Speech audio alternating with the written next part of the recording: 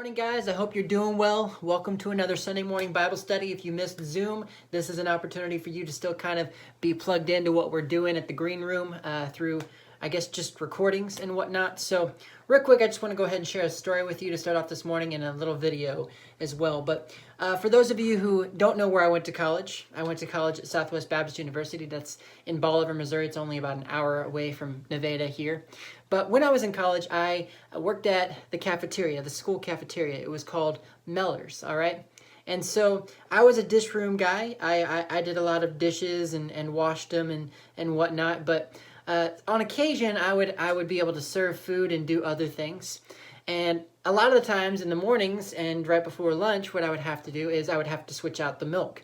So you would have this huge bag of milk, and you would have to take the top of the milk and basically take it off and put it through a tube thing. And one morning, I decided to go do this. I was told by my manager to go do and change the chocolate milk. And this was about probably 11:15, and lunch was just about to start. In fact, actually, kids were starting to come into the lunchroom. And I go and change the chocolate milk. Little did I know that I was about to have one of the most embarrassing moments of my entire life. As I'm changing the milk just kind of explodes right in front of me, and chocolate milk goes everywhere. It was ridiculous. There was a huge mess, and not to mention the fact that just about half the school probably saw this happen. And so I'm just kind of sitting there being like, okay, I gotta go take care of this. So it was kind of an embarrassing moment, but it was definitely an epic fail. Now, as embarrassing as those things can be when those things happen to us, all right, they're usually pretty funny to witness. Now, it wasn't funny to me, but it's probably funny to many other people that saw it happen. But let's just go ahead and say fails happen all the time, right? I'm sure you, on the other side of this camera, have had some really embarrassing moments in your life, most likely. You can go ahead and talk about those with your family if you want. But we've all had those moments, and there's a lot of hilarious fails that we could talk about.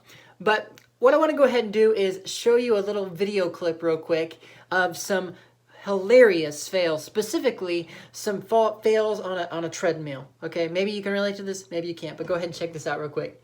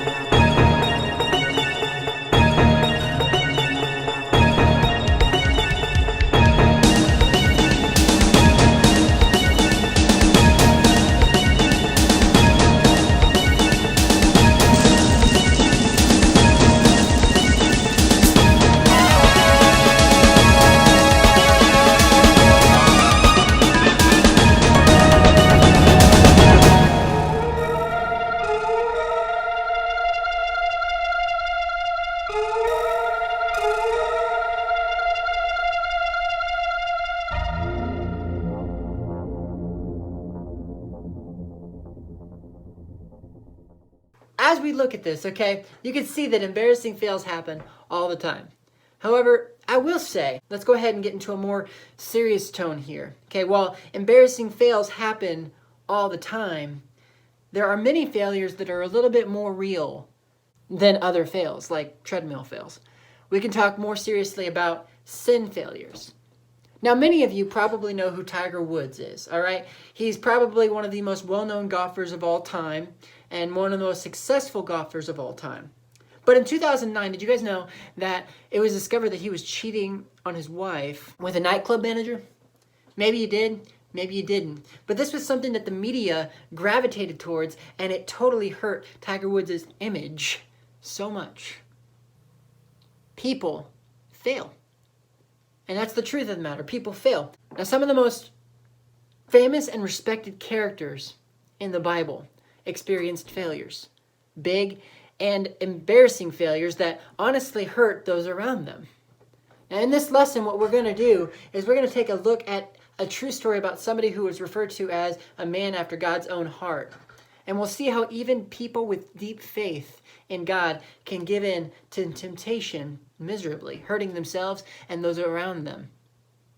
Rest assured, though, there is some good news in the end, which is always the case for anybody who accepts the free gift of grace that God has given us through Jesus Christ's death and resurrection. So far, what we've been doing is we've been going through Genesis to Revelation and talking about the big picture story of the Bible. Okay, we've gone from a multitude of stories, from the story of Noah's Ark to the story of Joshua, Moses, just the entire story arc and how it all relates to each other and how it's connected together, but also how Jesus is a part of this story, the grand narrative of this story. And so last week we mentioned a man by the name of David who was anointed by Samuel to be the next king of Israel after Saul was the first king of Israel. And today what we're going to see is David, even though he was king of Israel, had plenty of baggage, had plenty of things in his life that were just not things that you should be proud of. All right, so in this lesson, we're going to talk about the story of David and Bathsheba. Maybe you know this story pretty well. Maybe you don't. But either way, we're going to be in 2 Samuel. Okay, we're going to be in 2 Samuel 11 and 12. Specifically, what I want you to go ahead and do is be in 2 Samuel 11, 1 through 3. Okay, and we're going to go ahead and have you read these passages, 2 Samuel 11, 1 through 3. Read these with your family and answer these questions real quick.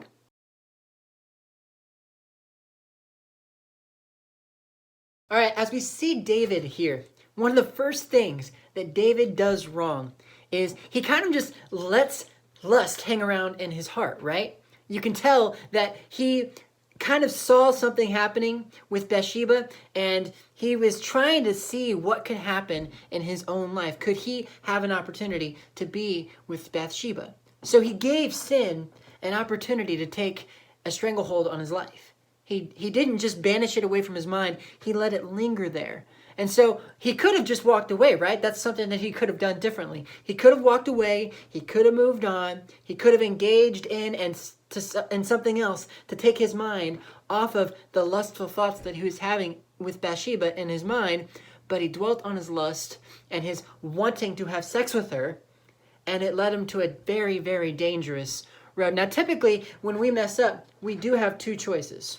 Right? We can put an end to bad decisions and deal with the consequences at hand, or we can try and cover things up and get ourselves into a bigger mess.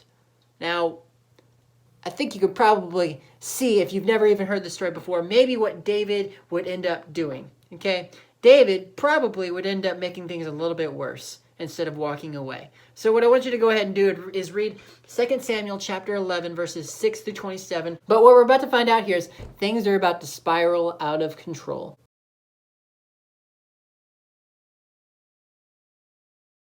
All right, as you look at David, all right, he made a lot of bad decisions in this situation, okay? He tried to manipulate Uriah into coming home from battle so he would sleep with his wife, and they could act like the child was actually Uriah's instead of David's. And when Uriah didn't go home, he tried to get him drunk and do the exact same thing. Then he had Uriah move to the front of the battle lines, being on the front line, and instructed other soldiers to let him get killed. Okay, so that he's just trying to cover up his mess one after another, and his plans aren't working, and he's trying to do whatever he can to make sure that people know that he is not the one who slept with Bathsheba, and it's not his baby, and he didn't make a mistake as king. He's trying to cover up his mistakes.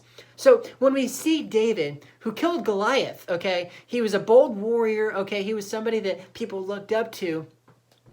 He committed these sins.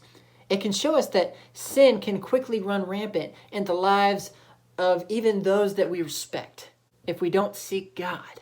Things can spiral out of control very, very quickly. Now, most of us would assume that David is going to get away with what he's done since he's the king. However, Nathan, a man that we meet here, had a different plan. I want you to go ahead and read 2 Samuel chapter 12, verses 1 through 14, and answer these questions.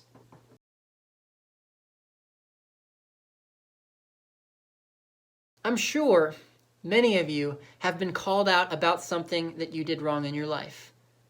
And most likely, you've probably felt a little bad about it.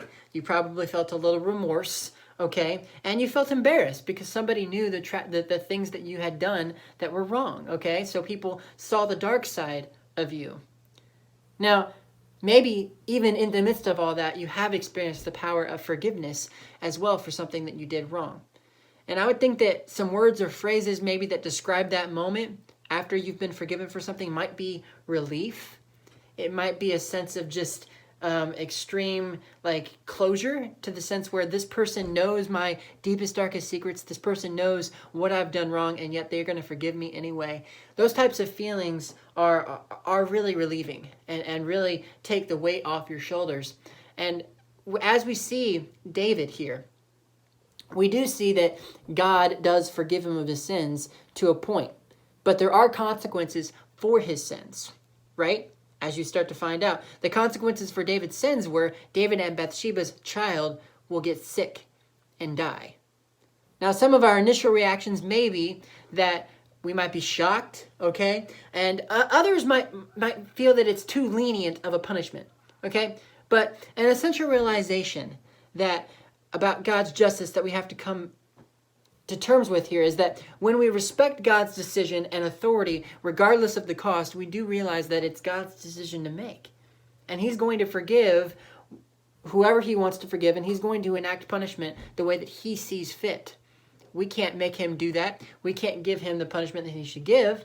I think it's a pretty harsh punishment to have your child die. That is sad. That's a tough deal to deal with, but that was his punishment. And then we do see a lot of other things happen in David's life throughout the next few years in his kingship. Okay, we see his son Absalom later on, as he has another kid, wanted to dethrone him, and we see him wanting to kill him, and so there's a lot of drama and stress in David's family as the years go by. But regardless, God was still with him and still willing to forgive him. And I can bet that even though David had a punishment that was enacted by God, most likely David felt a sense of relief that it wasn't any worse than that, and that God was still with him. And you see David write some psalms about his regrets about this sin. Psalm 51 talks all about this idea of David coming to God and apologizing and repenting for his ways of what he had done. But still, a lesson to learn from this is even the strongest of people of faith fail. Our sin carries a lot of consequences that affect more than just us. Yet God's grace does abound. And it was still shown to David. I think one thing that we need to go ahead and focus on is we shouldn't focus or rely and put people on a pedestal. We shouldn't put leaders and people that we respect up here to the highest regard and put our faith in them. Because people are going to fail, but God is perfect. God is beyond failure, and he won't fail. So trusting in God more than trusting in humanity is the important thing there. That doesn't mean that we shouldn't love people. We should, and show grace to people. But people are going to fail you time and time again. Trust in God. That's the big thing. But as we go ahead and transition into this, we've been taking a New Testament passage, right, and seeing how it relates to the Old Testament passage that we've been going through, talking about how Jesus is threaded throughout the scriptures. And so go ahead and read Romans 3, 23 through 24, and answer these questions real quick.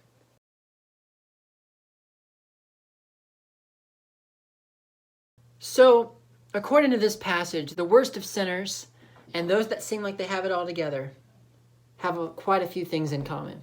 But the number one and two things that they have in common is they are both sinners and they've both fallen short of God's standard. That's what Romans 3:23 states, right?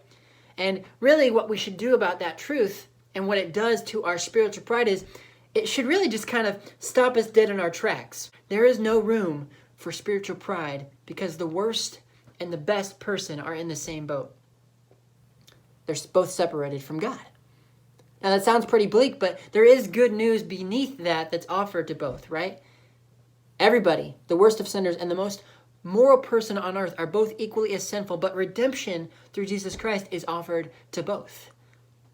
Through the grace of Jesus Christ, through the death and resurrection of Jesus, he has offered each person himself grace, forgiveness.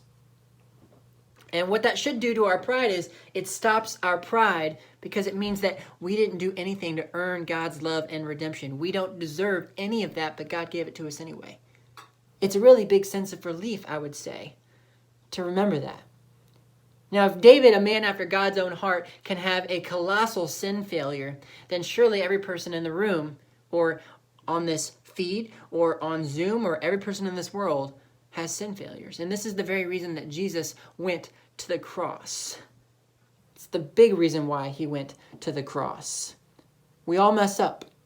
And on our own, our hearts are inclined to seek anything and everything besides God. But the reason sin is a big deal is because it separates us from God. But none of our sin is so big that it's not too much for God's grace. I want you to go ahead and remember that this week as you continue on your day-to-day activities. I hope pretty soon, that we can meet together as a church family. We're hoping to in the next few weeks. Stay tuned for that. But what I want to go ahead and do is pray real quick, and then we'll be dismissed for this morning Bible study, all right? God, you are greater than us. You are more moral than us. You are holier than us. You are perfect and we are imperfect. And we are so grateful for your gift that you've given us and offered to us, grace and mercy, gifts that we don't deserve. I pray that you will be with each student this week and each family this week as they continue to try and just remember who you are through this pandemic, and remember that you've got everything under control. Allow us in the future here to be able to meet in person. I know that we all miss each other. We all miss being a part of the church body together. Just allow us to do that if it's possible. In your name we pray. Amen. All right, guys, real quick, again, here in the next few weeks, we're going to be trying to find a way to meet together. I will go ahead and give you an update when we figure out if that's going to be possible or not. Love you guys. Miss you guys. Hope you're doing well. Stay safe.